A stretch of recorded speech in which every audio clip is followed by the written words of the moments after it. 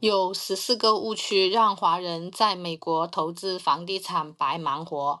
很多华人来美国投资房地产存在了很多的误区，这些误区不仅能让你赚不到钱，还有可能让你支付高额的学费。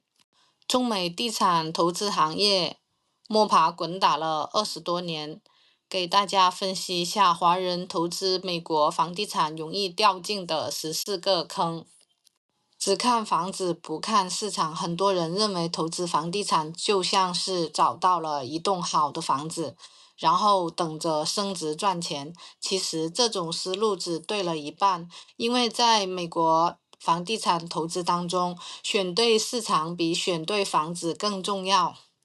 比如密歇根州的底特律，过去5年房价中位数涨幅大概在10%，因为这个区域传统的工业衰落，经济发展缓慢，人口流失多，没人住。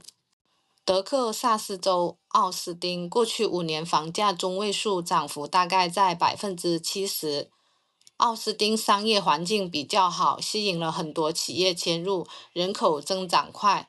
同样的道理，在一个欣欣向荣的市场，即使你买了一个一般般的房子，最终也可以赚得盆满钵满。所以，精明的投资者在出手之前，一定要先研究市场的大环境，然后选择一个有发展潜力的城市或者区域，这才是投资房地产成功的第一步。把房地产投资当成股票交易，很多朋友误认为投资房地产就像炒股票一样，今天买明天就能涨。但现实是，房地产投资就是不动产的投资，交易越频繁，反而越赚不到钱。最重要的一个原因就是交易的手续费，一次房地产交易所有的交易手续费加起来差不多要7%到10%。房地产投资更像一门生意，需要长期经营和管理。把房地产投资当作摇钱树，能为你提供源源不断的现金流，比如每个月的租金收入，或者当房子增值后再去融资回收的投资款，这是你投资的核心之一。过于复杂的交易，很多的投资者一看到那些看起来高大上的交易，满眼都是专业术语和堆积如山的文件，就觉得这交易一定特别有深度，回报也肯定很高。你是不是也有这种感觉呢？那这样子的话，你可能就掉进了陷阱了。其实啊，地产投资的真谛往往是化繁为简，大多数交易都是在餐巾纸背面完成的。事实证明，真正优质的房地产投资并不复杂，反而简单明了。沃尔巴菲特也说过，投资不是玩智力游戏，关键在于洞察本质。那么，房地产的投资决定回报率的本质是什么呢？租金的收入、运营成本、贷款的利息、现金流，这些你应该钻研的核心要素。一条条的去核实，了如指掌，否则你投资的房地产可能就是赌博，而不是投资。很多人忽略了房地产的地域性，很多投资人看到美国总体数据就下结论，美国房地产不行了。其实，美国房地产投资具有很强的地域性，全国性的数据或周围的范围的数据，对具体的投资决策意义不大。在美国，同一条大马路左侧可能是住着百万富翁的生活区，而对面可能都是流浪汉，社会最底层收入者。房地产的地段才是决定投资回报率的关键。比如，我们看到这个区域有 Whole Foods 超市和 Lululemon 这样的高档商店，基本上可以猜到这个区域的消费水平是不低的，房子很容易出租，租金也很高，投资回报率就很好。所以你投资决策时，不要光看房价的高低，而是要关心区域人口和收入。很多烂区域的房子很便宜，但是的话，它的增值空间也是非常的小。亚特兰大机场附近的房子，30多万可以买一栋独立的别墅，看起来好像赚到了，但是你住一天就想跑掉，因为这里很便宜。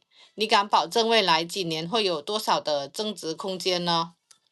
单打独斗，房地产投资不是一个人的战斗，它需要一个专业的团队来支撑，包括律师、会计师、Property Manager 等专业人士。一个项目的完成需要找项目的团队、募资团队、尽调团队、律师团队和会计师团队、资产管理团队和装修团队。而且这些团队的关系越垂直管理，越能掌控物业的经营，预期就越可能完成目标。很多华人在美国投资房地产，他们都喜欢单打独斗，合作意识没那么强。美国房地产市场太大了，很多华人市场比例太低，尤其是商业地产的方向，几千人的商业地产论坛，华人面孔不超过2位数。与其闭门造车，为什么不抱团作战呢？一个人走得快，一伙人走得更远。这句话更适合房地产的投资。调查工作草草了事，有些投资者做调研时就像在吃快餐，草草了事。听信房地产经纪人或一些不靠谱的数字，就轻易的做出了投资的决策。就像一句话，如果你问一个酒鬼，他会告诉你，喝酒有1万个好处。尤其在关键数据上，很多投资人自己不实际去核实，会问问题是基本数字要求，尤其是要搞清楚回报率里的前提条件。作为一个合格的投资人，他可是数字猪脑必较，打破砂锅问到底。虽然这样做有时比较慢、比较烦，但对于降低运营风险会有很大的帮助。不核实回报率、虚假的条件，许多项目为了吸引投资者，往往会做出一些不切实际的承诺，尤其是一些假设的条件。这些假设能否达成，往往是成交的关键。不能只用过去3年的数据来推测未来的增长率，这些核心数据要逐一核实：租金增长率、空置率、败账率、物业公司工资、水电费、保险费以及房产税等等。一个数据过于激进，就会导致回报率的千差万别，同时退出的资本化率 cap rate 的假设也会导致回报率大不一样。比如这2年佛州因为飓风的问题，很多保险公司都撤出了这个市场，导致保险费大幅增长，投资商业地产风险就会变得很大，因为这个数字的不确定性会直接影响到你的投资收益。第8个误区就是把炒房当成了投资，有些投资者实际上是在投机，而不是在投资。比如，经常有人说买一块空地，啥都不用干，等几年以后暴涨多少倍，这不是叫做投资，这是典型的投机行为。我们有一个词炒房，投资房产买得好是非常的重要的，但是有能力把项目管好才是重中之重。炒房这个心态，在美国市场基本上是行不通的，迟早都是会翻车的。投资和炒房的最根本的区别就是，投资是可以复制的，而炒房的可复制性是不强的，赌的成分非常的大，靠运气得来的，终究会靠实力输掉。第9个误区就是只关注房产买得好不好，然而却忽略了管理的能力。很多的投资者只会关注买的房子值不值，却忽略了最关键的一点，就是能不能管好它。一个项目回报率落实，很大的程度都要靠一个非常高效的专业物业的管理团队。前3年，很多公司都是物业公司外包出去，尤其是对物业公司没有很强的控制和监控。你可能会发现，当市场一片大好时，还能赚钱，但是这2年地产的行情差了，市场被法拍的资产基本都是这类型的物业。一个好的物业公司可能很好的把控租金的涨幅、空置率、维修的成本、败账率等等，有点像养孩子，父母基因好当然是很重要，但是后期养得好才是更重要的核心因素。所以现在的投资管理人在拼的不仅是选项目的能力，另一大的能力就是管理物业的能力。这是目前很多投资人忽略的重点。在投资选物业的时候，一旦碰到业主对房子管理不上心，对这类业主的其他资产也都很有兴趣，顺藤摸瓜，可能会找到更好的物业，因为用提升管理的水平来提升房产价值，是最容易实现增值的抓手。第10个误区，感性的投资出价过高。投资房产时，情绪决策可能是大忌。有些投资人在寻找目标物业的过程当中，花费了大量的时间和精力，最后有点饥不择食了。疲劳战后找到一个有点合格的项目，就着急想完成交易，感情用事，结果出价过高。一个错误的选择，要靠数年的辛苦努力才有可能搬回来，或者永远搬不回来了。宁可错过，千万不能买错。2023年，在亚特兰大禁掉了超过100个物业，递交了200多个 offer，最后一个都没成交，因为利率的问题，双方的心理价位差距太大了，没有谈拢。但是这一点都不遗憾，因为现在的价格更低了。很多时候，投资者一旦在决策时感情用事，就会进入了2个常见的误区。第一，自我合理化的解释，自欺欺人，不断的说服自己这笔交易是值得的。第二，修改数据，为了让交易看起来更合理，甚至会偷偷调整一些关键的数据，就是上面说的几个关键的数据指标，比如租金、空置率、回报率等等。但是别忘了，价格最后还是市场说的算，自己的错误决策还是要自己去买单的。第11个误区就是购买负现金流的房产。目前由于银行的高利率，很多物业都出现了负向现金流，就是房租收入抵不上运营成本和利息的支出。希望未来一旦利息降了，房产就会有很大的增值空间。这是这2年玩商业地产的常见死法。真相是你可能就是那个项目最后的接盘侠，你要持续给项目提供现金流，把所有的预期都放在了降息上面。如果利息降低不达预期，你的房子可能面临会被法拍。在中国，很多人习惯了买房就等着升值，但是在美国的市场更注重的是现金流。美国的房地产的持有成本是较高的，负向现金流的风险更大。投资美国的房地产，首要的目标是获得稳定的正向的现金流，其次才是考虑对房产的增值。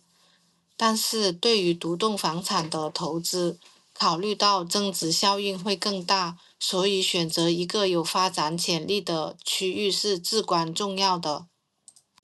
第12个误区就是不实地的去看房。近年来有个词好像很流行，就是远程投资。投资人线上看房完成交易，一些投资者甚至没有实地去考察过房子，就远程的买入。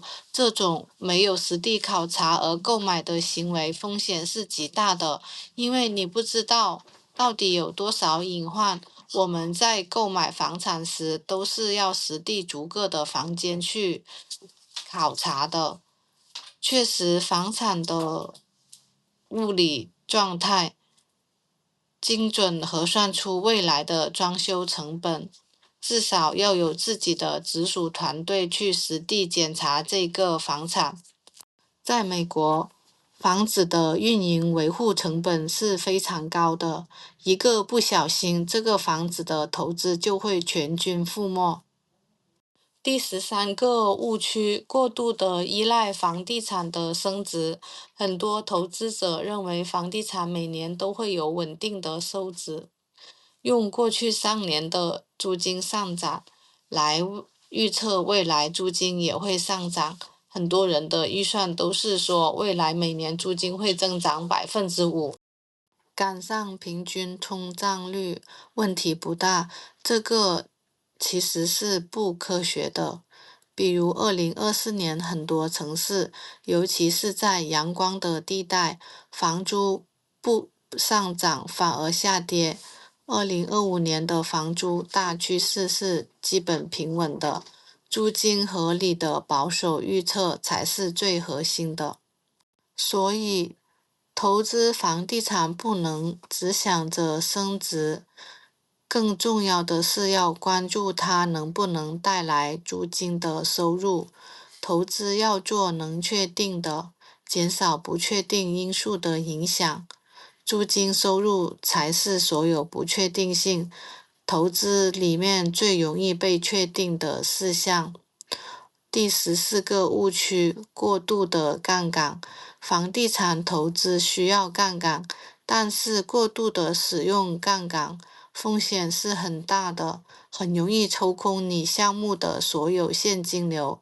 但凡有一点点小问题，就会出现没有资金。当遇到突发的状况，比如房屋的维修、意外的账单等等，你用短期借款的话，目前美国的行情都是12%以上，这种情况非常有可能把项目拉垮。合理的债务比率应该控制在70%以内。这2年看到很多的项目暴雷，都是因为现金流断裂，过度的使用杠杆。前阵子有个印度的投资管理人，他的10几个项目基本都是负现金流，找人募资1000多万，度过这个现金短缺的难关，给出的条件也非常的丰厚。这就是杠杆过度的隐患，你的一个资金的难关，可能让你一夜回到了解放前。所以说，在美国投资房地产一定要学习，切忌自我摸索。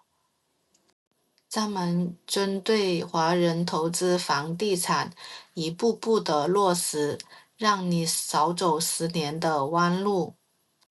美国的政府关门，房地产成了最大的受害者。在2025年10月1日开始，美国联邦政府又关门了。对于普通来说，影响可能是护照办不出来，国税局没人接电话。但是对房地产市场来说，尤其是商业地产，是一次无声的重击。住宅市场的问题不大，就是节奏被打乱了，一些贷款批不下来，买卖延后，但等政府重启交易还会回来。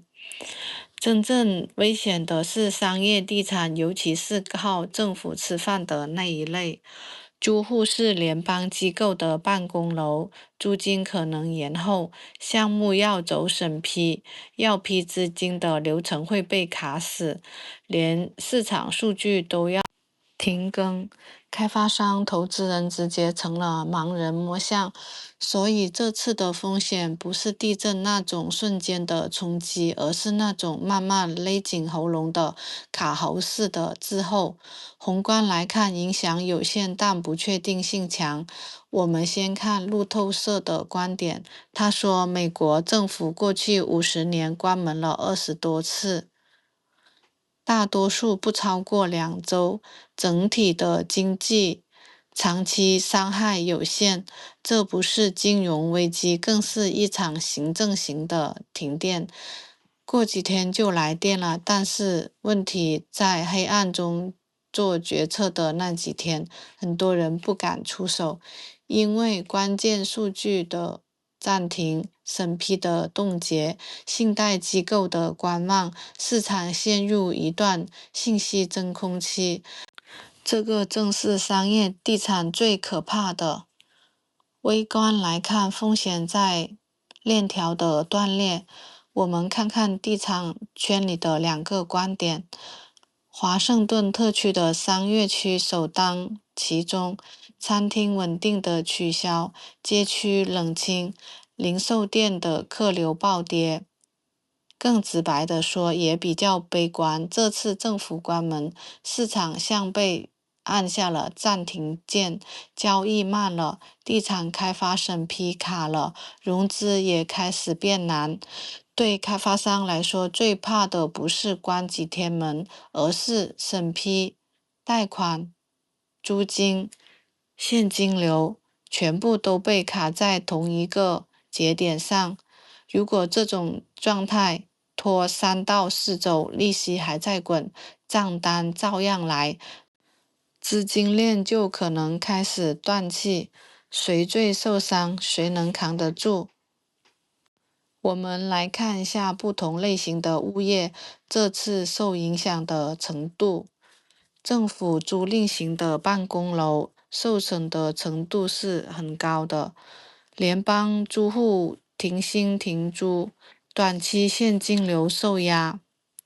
公共项目、资助项目受损的程度也是较高的，主要的原因是因为资金拨付的延误，审批流程卡住了。私营办公零售受损的程度是中级的，主要的原因是客流量的减少，但是未来是可以恢复的。核心住宅市场受损的程度较低，影响有限，最多是心理的影响。总结一句话，越靠近政府的项目，越容易感冒。越市场化的物业越能扛得住这次政府关门的寒流。心理的层面才是最大的风险。每一次美国政府关门，都是对信任的一次压力的测试。经济不会马上垮，但投资人会开始想，如果连数据都看不到了，该相信谁呢？信心这东西不会轰然崩塌，它是被一点一点的蒸发干的。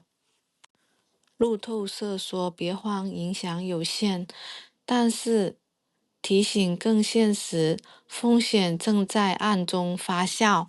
政府部门是政府的戏，但他打的却是经济的脸。政府的风险先打击信息，再杀流动性，而在高利率的年代，每一次的暂停键都有可能压垮一个项目。买房还是租房？华尔街已经替你做了选择。2025年，买房还是租房？美国房地产的建造继租革命。最近，美国房地产市场出现了一股新的潮流——建造继租，简称这种模式正在全面崛起。过去我们习惯的房地产市场是开发商盖房子卖给个人的业主，但是现在有越来越多的新建房源，一旦完工就直接变成租赁房，普通人想买房难度可能比以前更高了。那么这是市场的创新，还是房地产市场资本化的又一步？在你纠结是买房还是租房时，华尔街的资本已经悄悄布局，增强你未来几十年的房租。建造寄租的模式正在改变美国房地产市场的格局。在美国，买房一直是中产阶级财富积累的核心方式之一，但是近几年房价的飙升、利率的高企，买房变得越来越难了。于是，资本市场瞄准了这个机会，既然大家都买不起房，那就让你一直租下去。随着个体购房者的变少，机构资本发现了一个更稳定的赚钱方式，就是长期的持有 BTR 社区，赚取稳定的租金。风险和回报永远成正比，这是美国基金资金结构的核心逻辑。关注并私聊我，让大家在地产上少走弯路。如果大家喜欢我的视频，记得关注我，多谢大家的支持。如果喜欢我的视频，请订阅。免费获得最新美国地产投资干货指南、地产投资实战经验，把握下一波机遇，布局美国地产，建立你的被动收入渠道，和我们一起洞察美国地产投资的本质，获得更多的美国地产投资。持续了解美国地产投资。房价被资本推高，开发商更倾向于把房子卖给机构投资者，而不是卖给普通的买家，导致市场上可能个人购房的房源减少，供应量较少，房价更难下降。如果这个趋势持续发展，美国可能会进入一个长期的租房社会。